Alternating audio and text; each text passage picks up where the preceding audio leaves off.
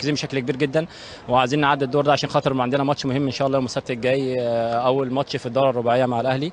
فدي تكمله لماتش الشرطه وماتش المحله، وان شاء الله يبقى اللي جاي احسن ان شاء الله. كل الماتشات اللي جايه كلها ماتشات بالنسبه لنا كؤوس، مش هتبقى الاسم على الاثنين ان شاء الله، بس احنا مركزين بشكل كويس. والماتش اللي جاي ماتش كبير، وبنلعب فريق كبير ونادي بطولات ونادي كبير في افريقيا وفي مصر وفي كل حته، واحنا نادي الزمالك نادي كبير واكيد الماتش يبقى ليه صعوبه كبيره جدا ان شاء الله، بس نقدر نخطيه ان شاء الله عشان نكمل المسار اللي احنا فيه، عشان عايزين نعمل حاجه لجمهور نادي الزمالك نفرحه ان شاء الله ببطوله الدوري وكاس ان شاء الله برده في فتره قريبه. يعني بنتكلم في خلال شهر في بطولتين ثلاثه ان شاء الله نقدر نعمل حاجه ان جمهور نادي الزمالك اللي بقاله كتير ما فرحش يعني. الحمد لله النهارده النهارده عدى وقدرنا نكسب 2-1. ماتش الاهلي اكيد ماتش صعب. من اول تمرين طبعا نبتدي نشتغل كويس ونركز، وان شاء الله هنقدر نفوز. احنا المفروض كنا نكون احسن من كده، بس الفتره الجايه ان شاء الله نركز عشان الدوري الرباعيه.